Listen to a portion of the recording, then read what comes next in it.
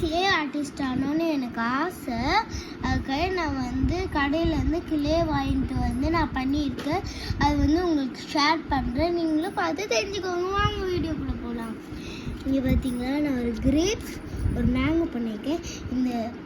இதோட ஸ்பெஷாலிட்டியே என்னன்னா காஞ்சி போனால் அப்படியே ஸ்பாஞ்ச் மாதிரி நிற்கும். அதே ஸ்பெஷாலிட்டி பார்த்தீங்கன்னா நல்லா இருக்குதா. நான் ஒரு கூடையோ அது கூட பண்ணியிருக்கேன். ஓகேவா?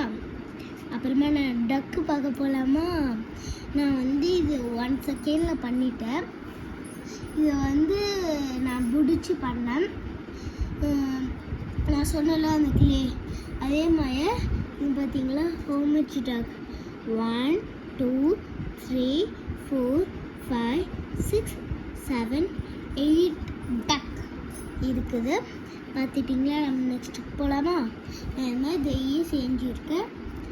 இது நான் கொஞ்ச நாள் முன்னாடி தான் செஞ்சேன். இது என்னென்னா பானிபூரி, இதுக்கு மசாலா. உங்களுக்கு வேணுமா ஃப்ரெண்ட்ஸ்? நான் பானிபூரி சாப்பிடுங்க சாப்பிடுங்க சாப்பிடுங்க. சாப்பிட்டீங்களா? போதுமா? நம்ம ஃபேனுக்கு போகலாம். ஃபேன் காற்று நல்லா அடிக்குதா ஃப்ரெண்ட்ஸ்? இதுவும் கிளே தான். நம்ப மாட்டீங்களா? நெக்ஸ்ட்டுக்கு போகலாமா?